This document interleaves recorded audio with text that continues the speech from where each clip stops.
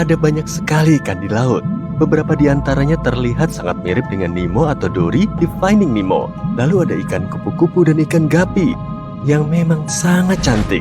Dan kemudian ada... apa itu? Aku bayar pengalaman menyelam bukan untuk melihat ikan ini. Anglerfish memiliki gelar tidak resmi sebagai hewan terjelek di dunia. Tapi aku nggak akan berani menyampaikan berita itu ke dia. Ada lebih dari 200 spesies anglerfish yang saat ini berenang-renang di suatu tempat di kedalaman yang suram di Samudra Atlantik dan Antartika hingga sekitar 1,5 kilometer di bawah permukaan. Beberapa di antaranya lebih menyukai kondisi kehidupan yang berbeda, lingkungan tropis yang dangkal. Anglerfish bervariasi dalam bentuk dan ukuran, dari sea devil hitam yang terkenal hingga frogfish, monkfish, footballfish, gushfish, batfish, dan kodok laut. Yang lebih besar bisa sepanjang setengah dari panjang tempat tidur ukuran penuh, tapi sebagian besar ukurannya sekitar 30 cm. Karena pilihan makanan di tempat tinggal ikan-ikan ini tidak terlalu banyak, mereka harus membuat strategi berburu yang unik. Makhluk ini tidak membuang energinya yang tak ternilai harganya untuk mengikuti calon mangsa. Sebagai gantinya, mereka menggunakan sepotong tulang belakang punggung yang menempel di atas mulut mereka seperti pancing. Dari sanalah namanya berasal. Ada kantung bakteri bioluminescen yang bersinar terang dalam gelap di ujung joran itu. Cahaya tersebut memikat mangsa, dan ikan anglerfish tinggal menunggu saja, lalu menikmati makan siangnya yang datang langsung ke mulutnya. Tubuh mereka lentur dan besar, sehingga mereka dapat dengan mudah menelan mangsa yang ukurannya 2 kali lipat dari tubuhnya. Anglerfish laut dalam memakan apapun yang bisa mereka temukan. Spesies yang hidup di perairan yang lebih dangkal tidak pilih-pilih dan dapat memakan apa saja, mulai dari udang hingga siput dan ikan kecil. Namun, hanya anglerfish betina yang memiliki fitur joran yang keren itu. Lalu bagaimana dengan ikan yang jantan? Menemukan belahan jiwa jauh di bawah laut tidaklah mudah. Serius, tidak ada cahaya di bawah sana. Ditambah lagi, suhu yang sangat dingin dan tingkat oksigen yang rendah. Anglerfish tidak bisa melakukan banyak kencan dalam kondisi seperti itu. Jadi mereka kawin untuk seumur hidup. Dan sebelum kamu kagum, aku harus memberitahu bahwa mereka melakukannya dengan cara yang cukup istimewa. Anglerfish jantan jauh lebih kecil daripada betinanya. Kontrasnya sangat mencolok sehingga ketika para peneliti pertama kali tertarik dengan kehidupan cinta makhluk ini, mereka mengira bahwa ikan-ikan jantan itu sebenarnya adalah anak atau larva yang nongkrong di samping induknya. Spesies anglerfish jantan tertentu memiliki reseptor yang memperingatkan mereka bahwa ada ikan betina di dekatnya. Setelah kawin, ikan jantan akan menggigit betinanya dan tetap menempel di kepala, perut, dekat ekor, dan area lain yang dapat diaksesnya. Sementara mereka bermetamorfosis bersama selamanya, ikan betina mendapatkan sel, DNA, dan organ reproduksi jantan, tapi kehilangan sel respon imunnya.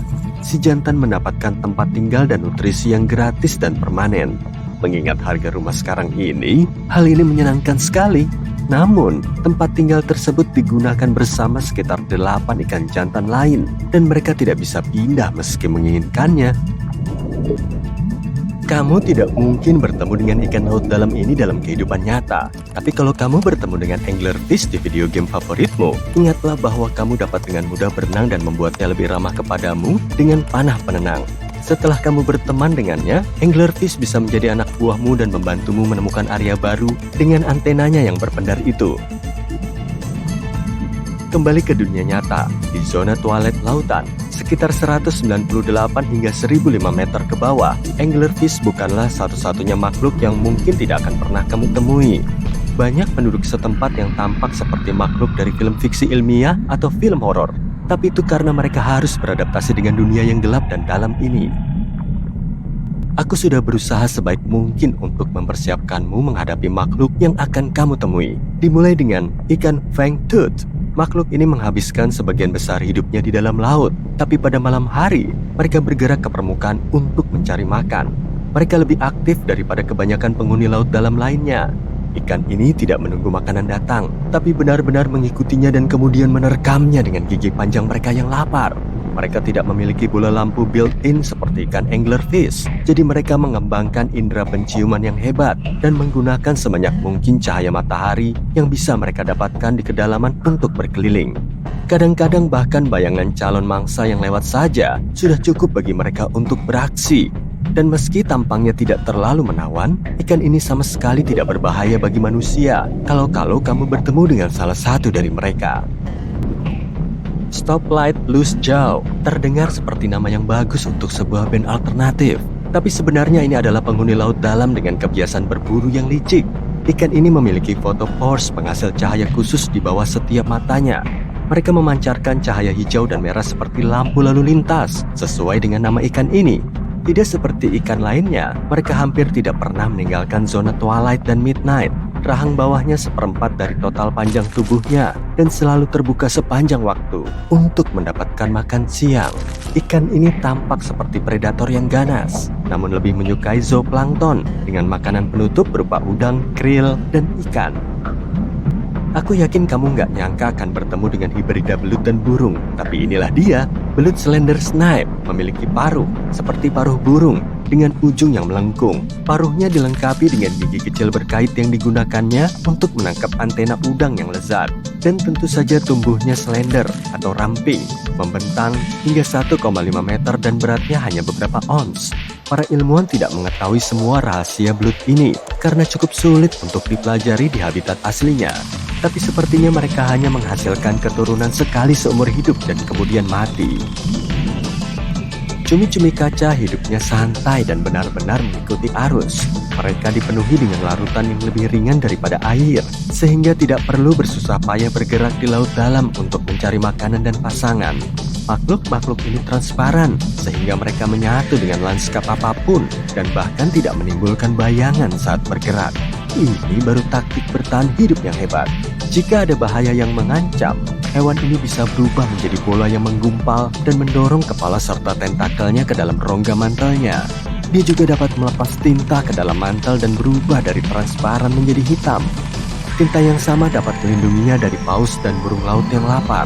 Taktik lain yang mereka gunakan untuk menakut-nakuti pemangsa adalah dengan mengaktifkan organ pemancar cahaya di sekitar matanya.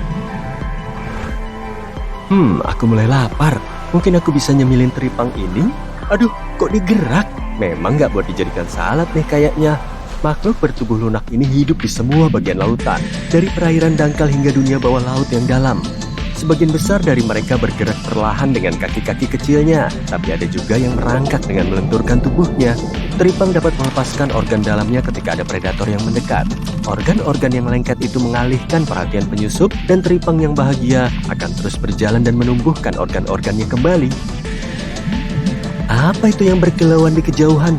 Sepertinya ada yang menjatuhkan permata ke dalam air.